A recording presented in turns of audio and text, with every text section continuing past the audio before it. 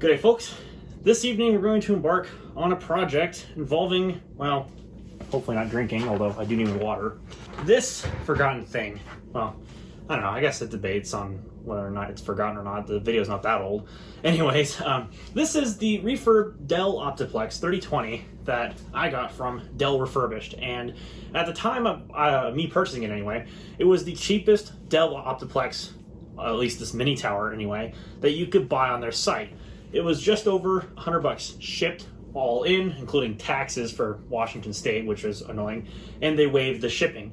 So all in all, we've got a great value basis, grade A refurbished computer that we can use for the basis of a budget gaming system, which I'm really thrilled to put together in this case. So without further ado, let's get started.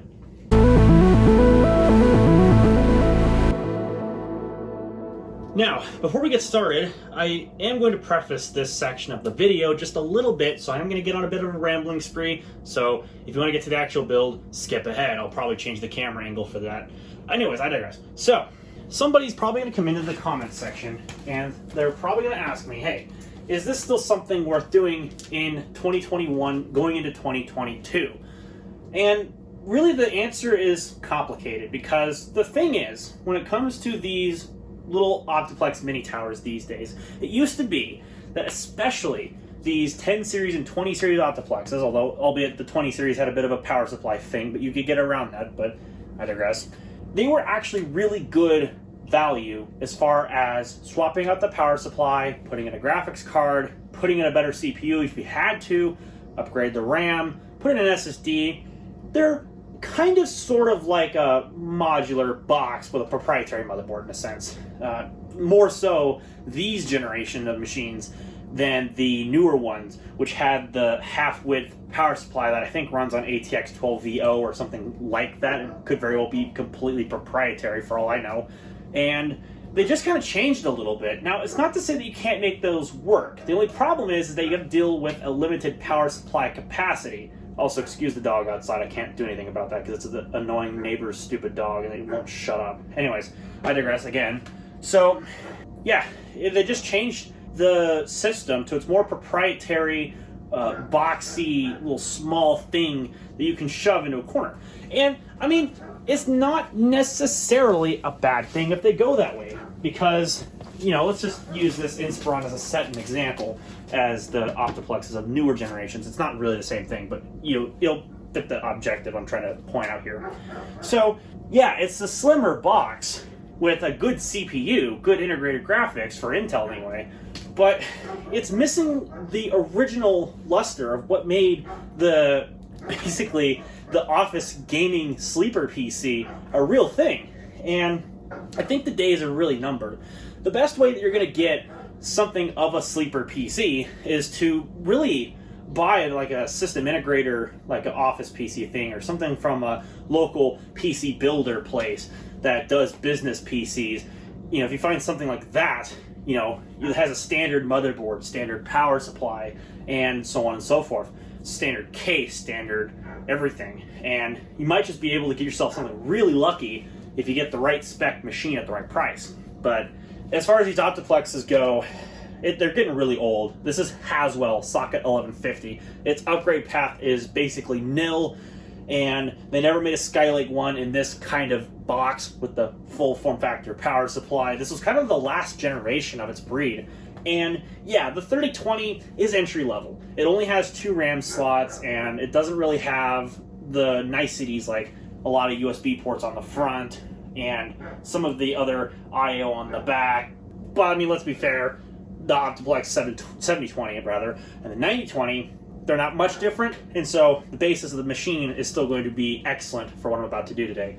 But I would say for the average person, probably unless you could find one of these things for super cheap, and I would say even a box like this, a 3020 with a, let's just say a quad core, or even a dual core i3 in this case, if you can find something around $100 as a base system that you can just sub in a graphics card, and that's with 8 gigs of RAM.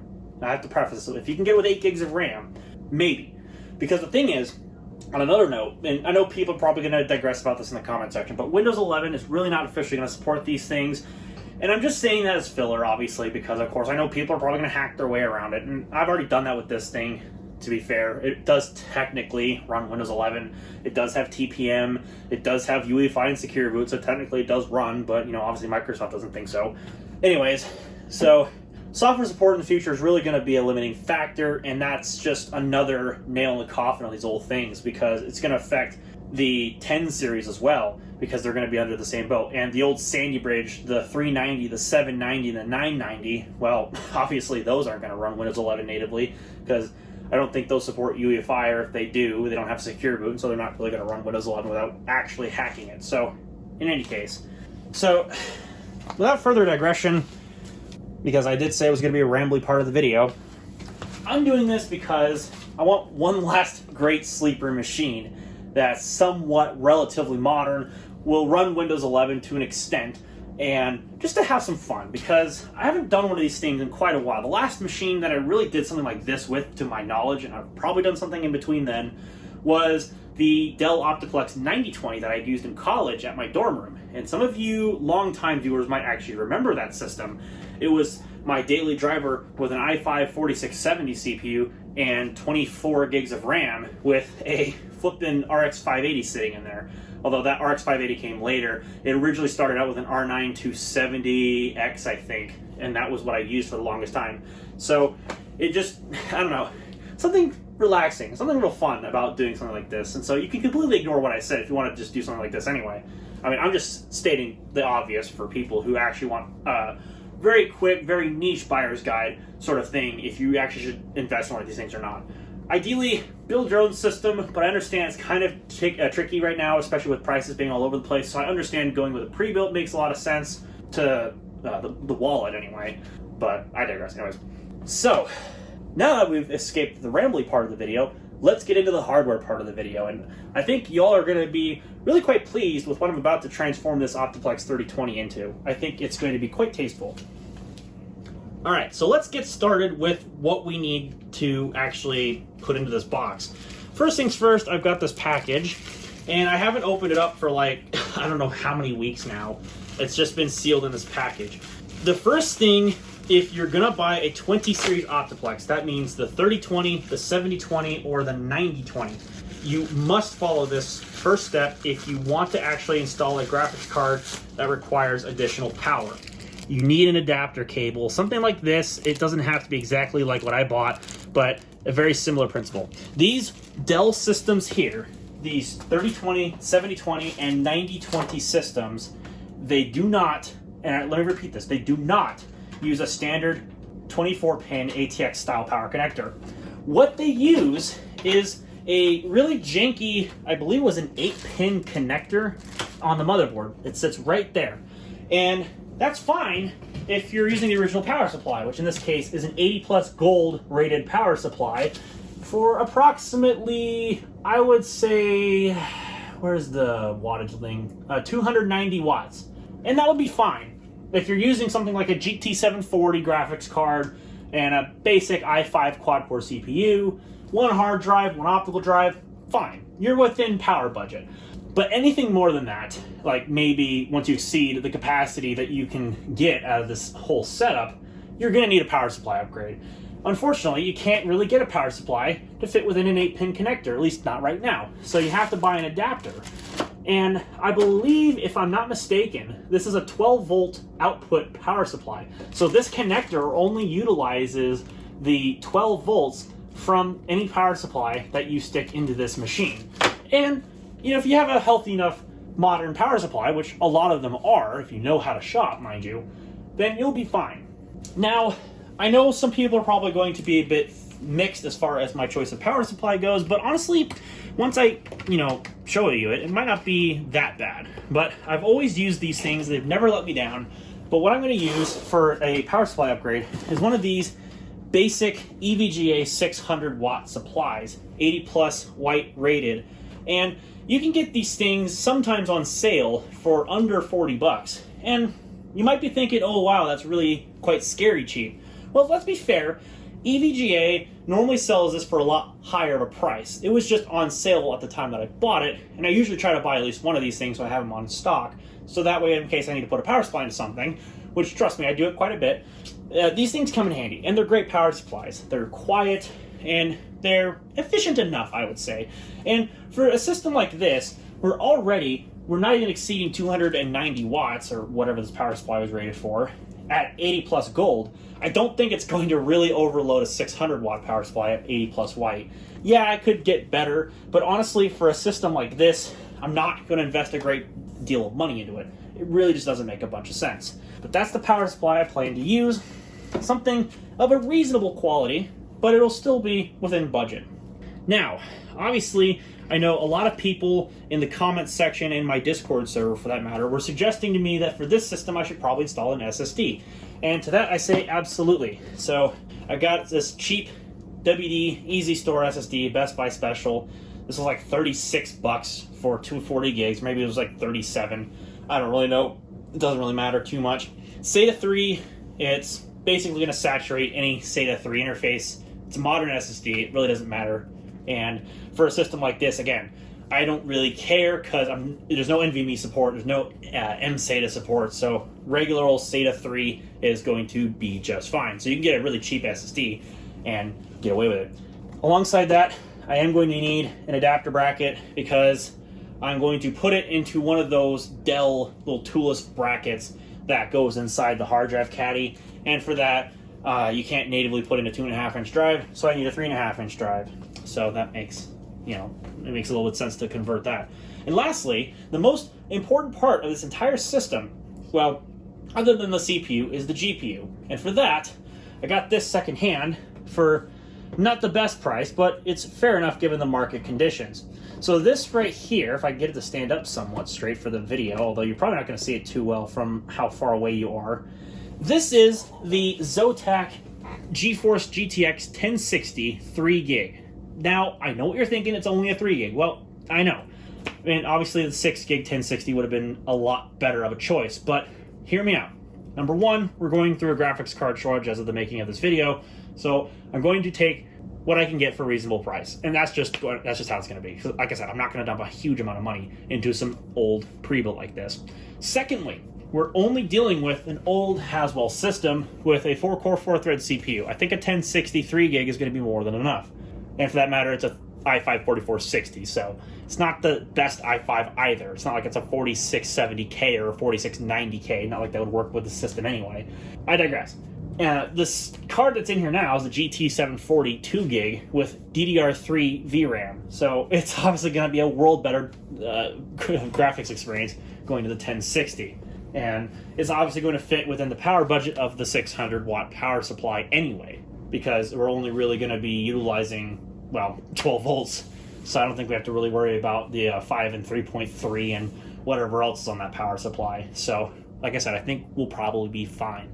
So, with that, I think it's time that we get to work on tearing some stuff out, shall we? Because I think I'm ready for that. Alright, well, the first thing that needs to come out is going to be the power supply, because, that's going to be the biggest limiting factor. So let's try to get that out first.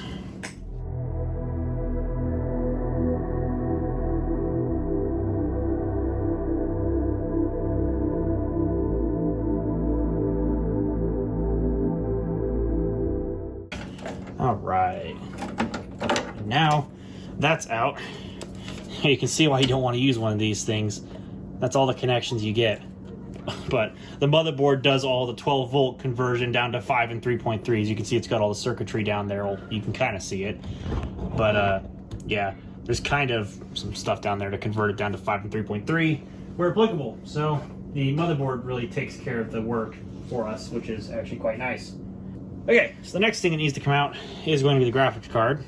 So let's get that out now. See if I can get the camera somewhat straightened on the subject.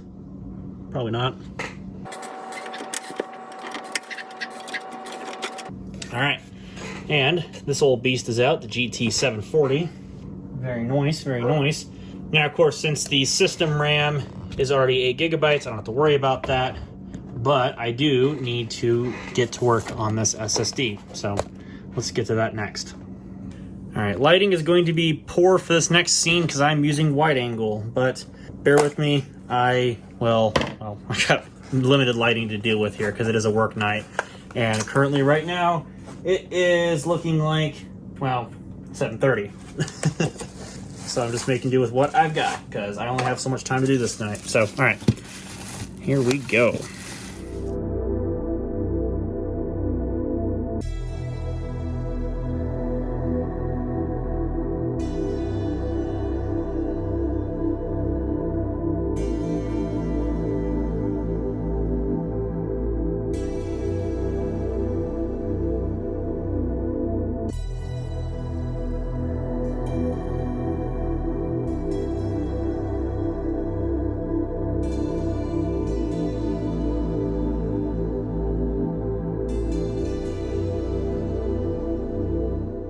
Alright, no, I didn't get a lot of that on camera, but the SSD is now in. And if in the future I really wanted to, I can add another SSD because, well, I mean, I could, because there's technically another port down in there for, well, actually, I mean, in this case, I would be able to. If there was a higher end model, I would be able to, but yeah, it's whatever. So, I can now go ahead and move this stuff out of the way. I'm gonna grab a cover and shove that in there.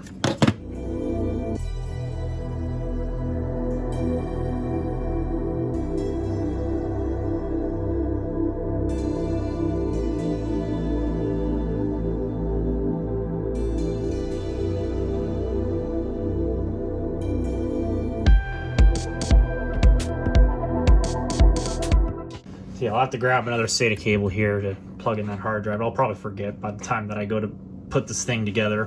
Whatever. All right, time for the graphics card.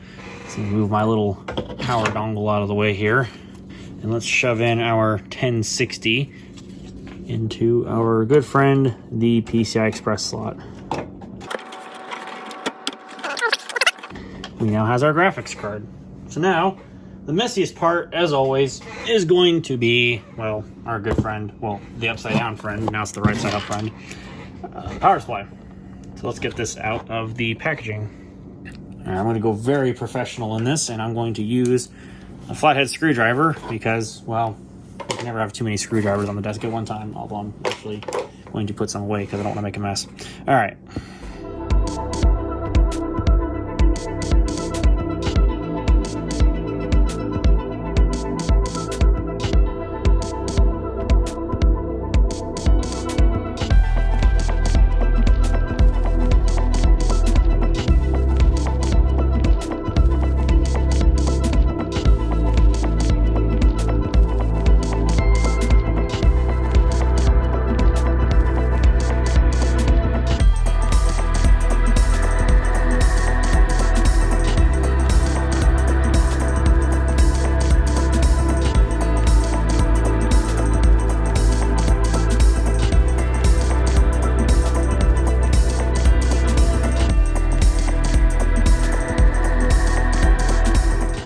So, off camera, I'm gonna go ahead and tidy up this cabling. I'm just gonna probably zip tie it up there. I'll have to go get some zip ties, but that's how I think I'm gonna do it. Just kind of tidy up, throw all the cables up here on this bracket where I think spare screws would have gone.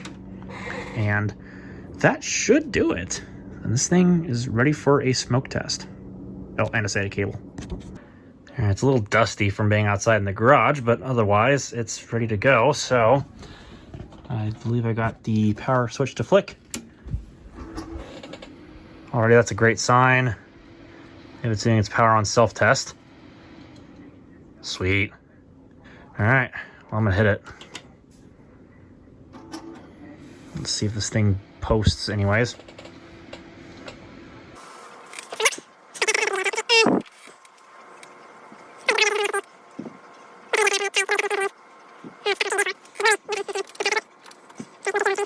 Now it should work.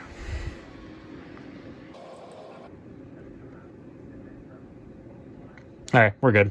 Cool. All right, now it's booting up. Sweet.